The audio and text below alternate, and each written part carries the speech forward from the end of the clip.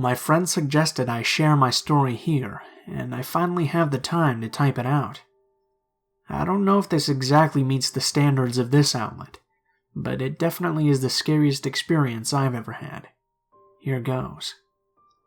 At the time, I was 10 years old, and lived in a small coastal town in Newfoundland that was littered with large forests.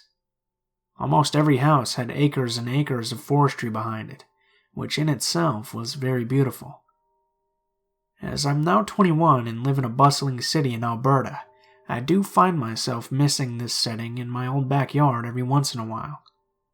But it's usually accompanied by the unsettling memory of what I'm about to recount. By the time I was in grade 4, I was already trusted to be home by myself as my mother went out to visit my grandmother and aunt, who lived literally a few minutes down the road from us. I was happy to have such a privilege. I was an only child, and my father worked in another province months at a time, so I was very lucky to have this opportunity. It usually meant late-night movies and video gaming, and on the odd night exploring the forests. This night I was exploring said woods. I usually never went too far in, usually up to a large rock formation I like to climb and look out through the trees in all directions.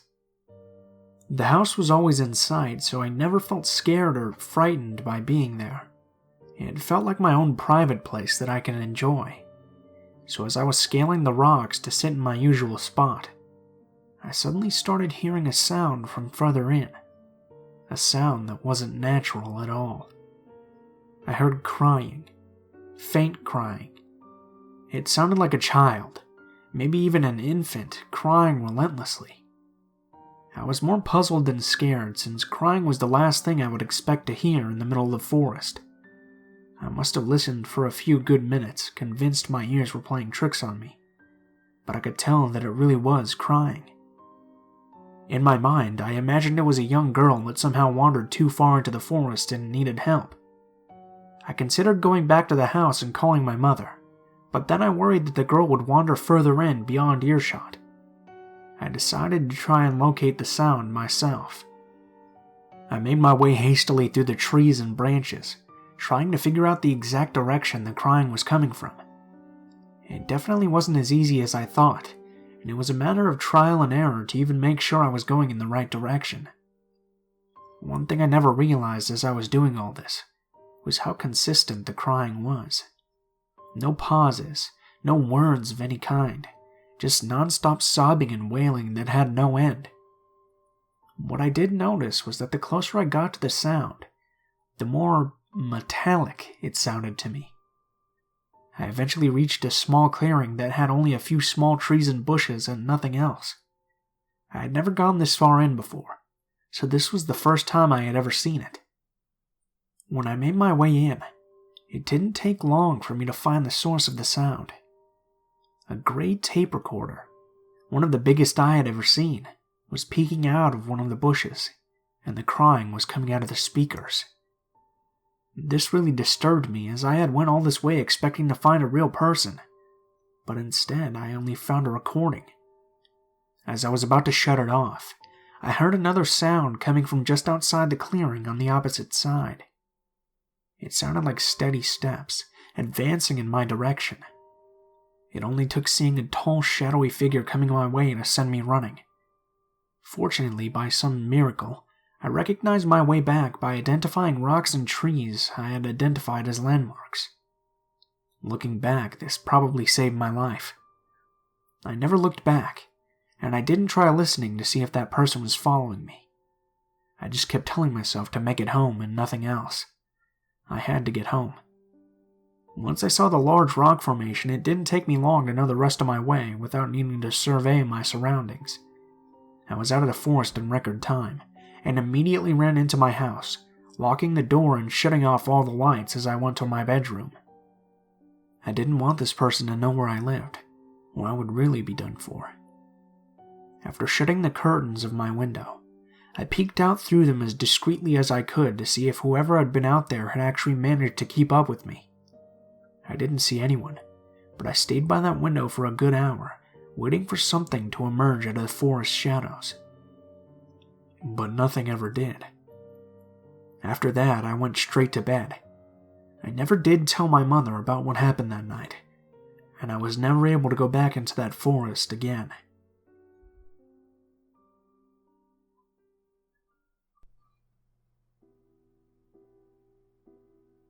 Just this past summer, my younger sister and I went to visit family and friends out of state.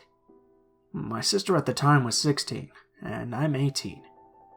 Just for some reference, my sister and I look very alike, but a lot of the time I get that she looks way older than me, like in her 20s.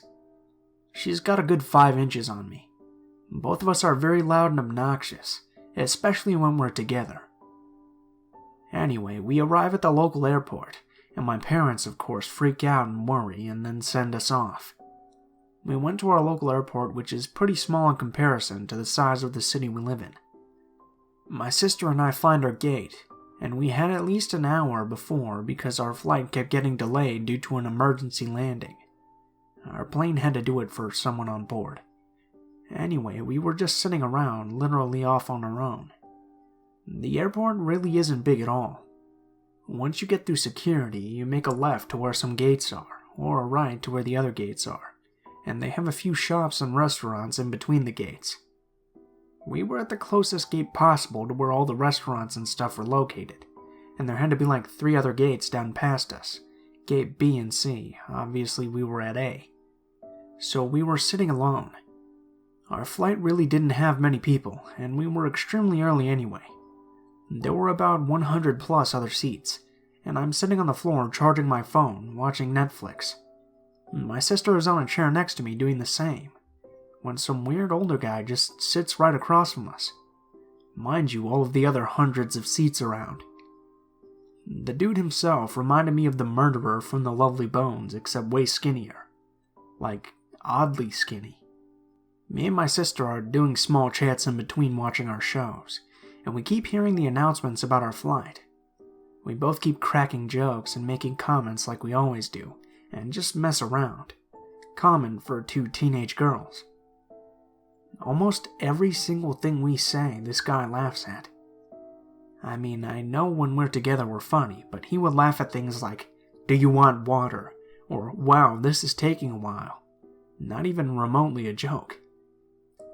I personally am a very alert person, and get paranoid easily, especially since I read these stories so often.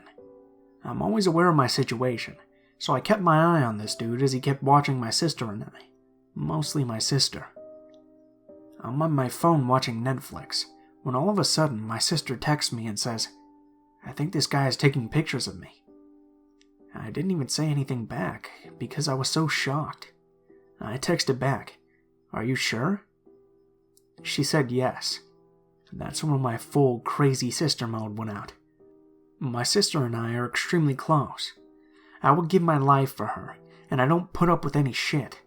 Neither does she. She's very feisty, but I could tell she was scared. As soon as I looked up to give this guy a piece of my mind, he just got up and left. He looked like he was about to shit a ton of bricks. I turned to my sister asking what had happened, and she said she was on her phone and looked up to see him with his phone tilted right at her.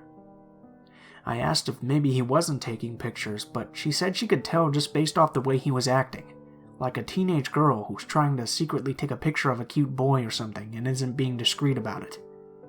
After talking to her about it, I was angry. Who is this guy to be taking pictures of a 16-year-old? I got up and walked down the gates the direction the guy went in. I shit you not. I walked up our section of gates at least 5 times, and the guy was nowhere. I couldn't find him. We texted our mom, and she freaked the fuck out, telling us to tell the ladies that check our tickets and find a security guard, but I just let it go considering the fact that I couldn't even find the guy myself.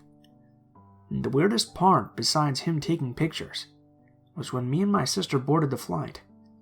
The man didn't. He didn't return to our gate, and wasn't even on our flight, so he was just sitting right across from us for literally no reason other than to just be a weirdo and take pictures.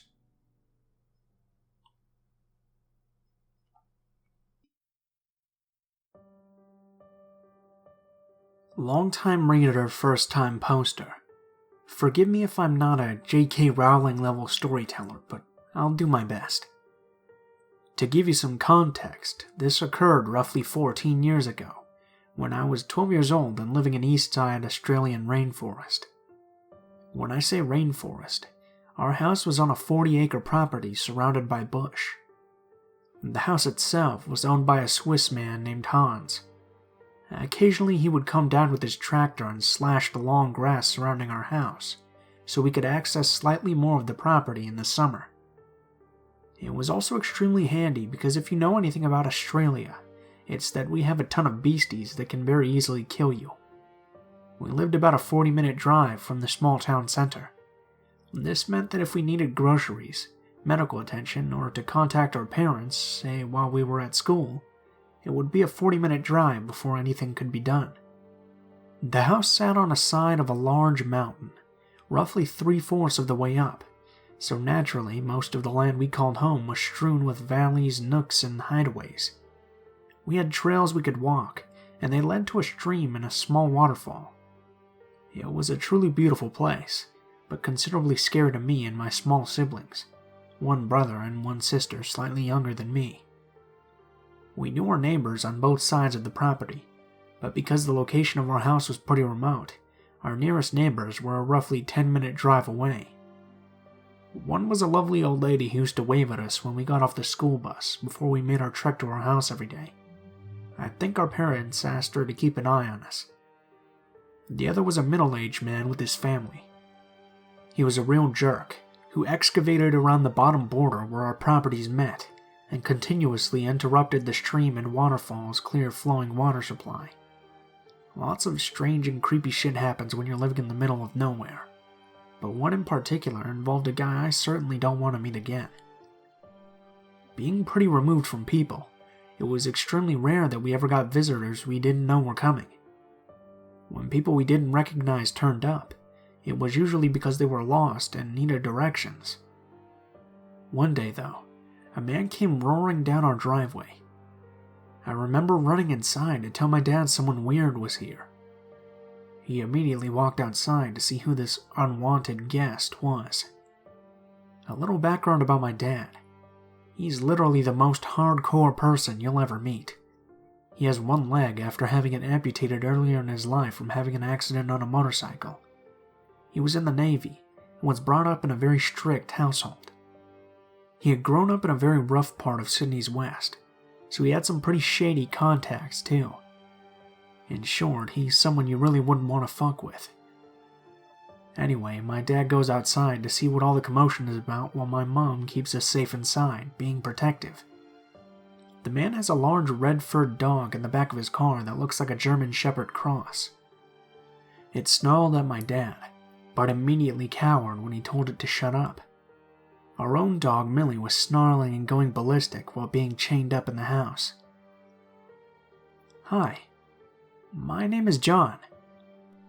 By the way the man spoke, it was like he was a salesman, a really slick and smooth guy who on the outside seemed friendly but with the overtone of wanting something. My dad immediately responded with, "So what the fuck are you doing here then, John?"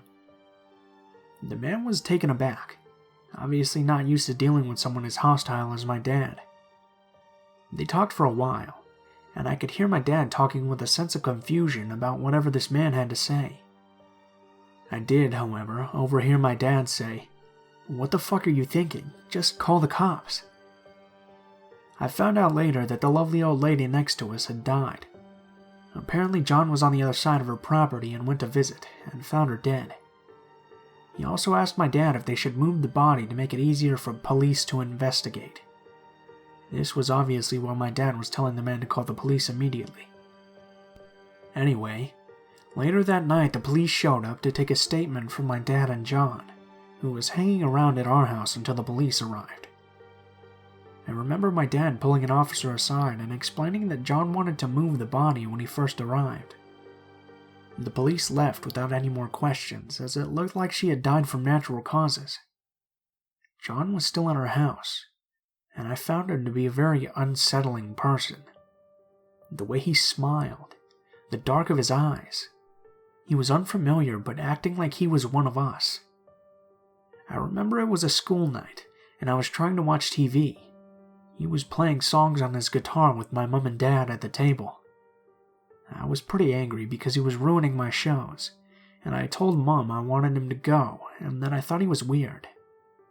She smiled and told me she felt the same, and told me I should go to bed. The next day, things seemed pretty normal. I went to school and came home. Not seeing the familiar old friendly face of the woman stung a bit on my way past her house. I felt strange, and I hoped that she knew her family loved her before she passed. I was a bit sad on the walk home, until halfway down the driveway I noticed John's car again, parked out the front of our house. I walked closer and was greeted by his dog, Rusty. He walked outside with my dad, and I heard him call Rusty to his car as he was leaving. Apparently he was borrowing tools from us. He left and waved goodbye like he was someone that I was going to miss. Again, that sense of overfamiliarity made me feel uncomfortable. I didn't know this man. I didn't like this man, and I was hoping he would never come down our driveway again. My dad then pulled me aside and asked me what I thought of him. I labeled him as a weirdo and told my dad I was hoping he wouldn't come back. For the second night in a row, he was sitting in our house playing guitar and annoying everyone. My mom and dad were visibly unimpressed by the situation. I heard my mom and my dad arguing about him hanging around until eventually my dad told him he needed to leave as it was getting time for us to go to bed. He insisted it was early and tried to make an excuse to stay. I found that very odd. I was polite enough to know when someone didn't want me around, so why didn't this man? Or if he did know, why didn't he want to leave?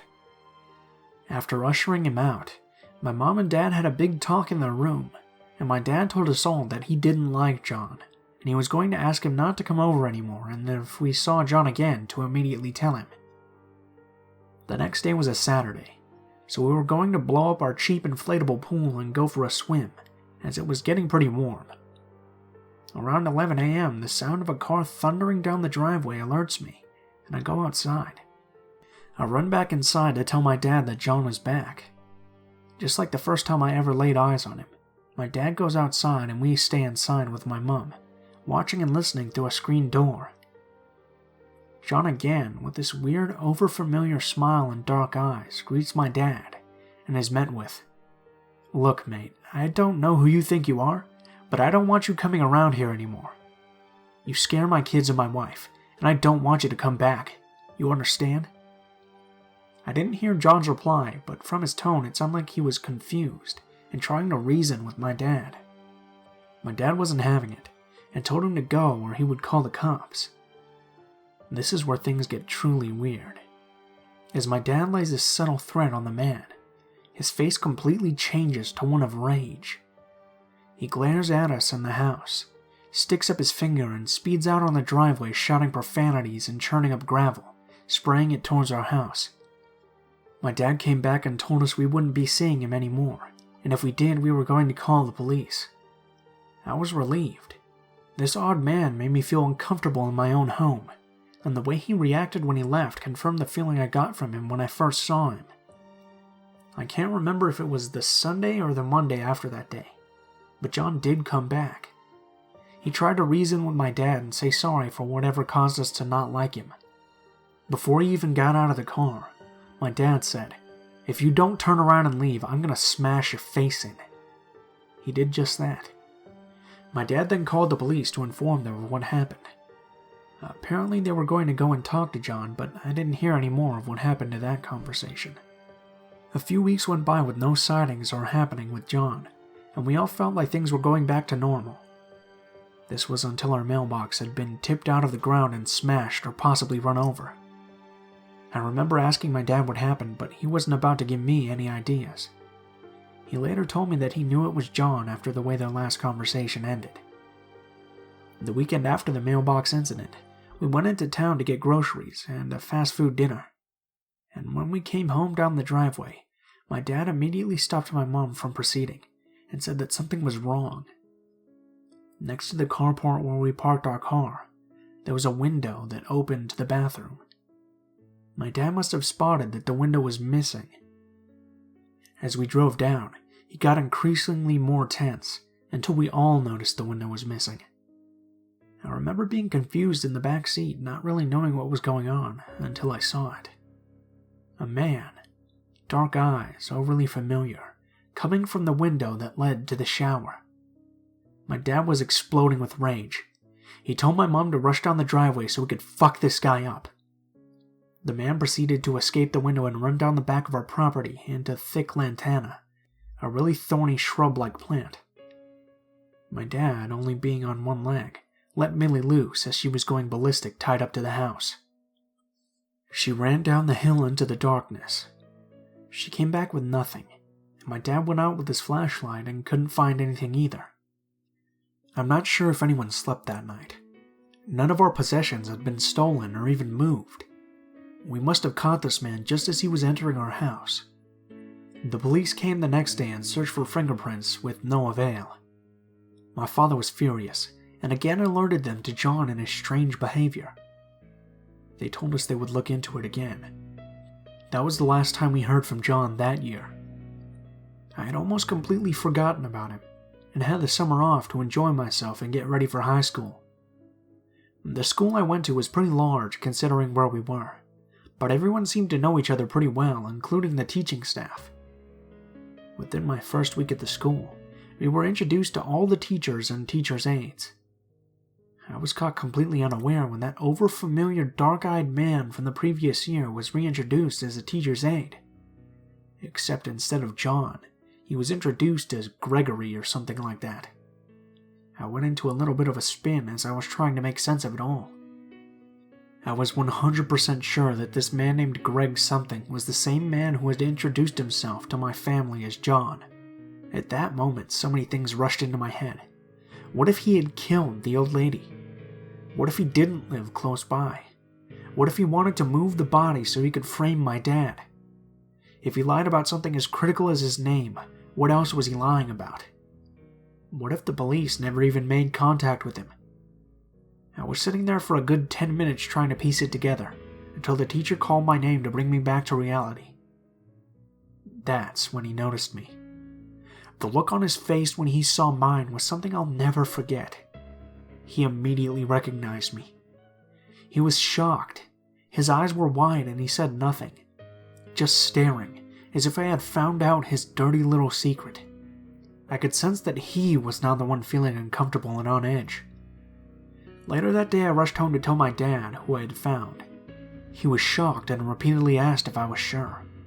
He went to the school the next day and discovered the man had put in for indefinite leave yesterday and may not return.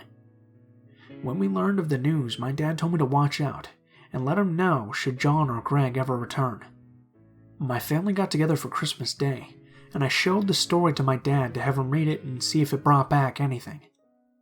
He told me that John once followed him into town and on foot from a doctor's appointment he had, but stopped when Dad entered the doctor's. He also told me that he considered killing him if he came back to the house, and that he also suspected the old lady had possibly been killed by John. She was a barrister that helped criminals avoid conviction, possibly a further connection to John.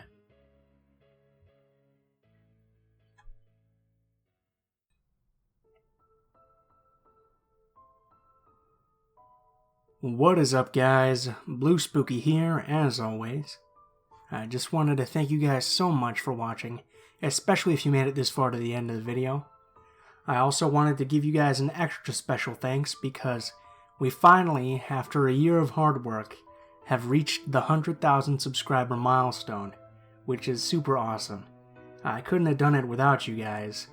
Some of you have been here since the very beginning, and it's been such a crazy ride going from, my first 100 views to now 100,000 subscribers. It's almost impossible to imagine, but thank you guys so much. I've decided that for my 100,000 subscriber special, I'm probably going to do a longer video, and I might also do a compilation of some of my favorite stories that I've read in my year here on YouTube, or maybe some of my favorite stories that I haven't read for the channel yet. Who knows? Let me guys know what you think about that. As well, probably either tomorrow or the day after, I will have my Christmas video out. Sorry that's a bit late, but I couldn't actually work on the video very much last week, so that's going to be coming out soon here. If you guys enjoyed the video, please feel free to leave feedback in the comments below, as well as perhaps like, share, or subscribe if you feel so inclined. If you have a personal story that you'd like to submit, or you'd like to just send me a message, links to all of my social media will be in the description for the video below. This includes my Gmail, Twitter, and Facebook accounts. Go ahead and send me a message on any of those, and I'll try to get back to you as soon as possible. If you do decide to send in a story, please be sure to include in the tagline what the theme of the story is, if it has any, the name of the story, and how you would like to be credited in the description of the video the story appears in. If you're curious at all about the music used in this video, the music is always listed in the description below, in the order which it appears. I also have links to the artists and list the tracks by name, just in case you want to find more of their work. Last but not least, if you have any criticism, please be sure to leave it in the comments below, as I'm always looking for new ways to improve the channel. Thank you guys so much for watching, and I hope you guys have a great day.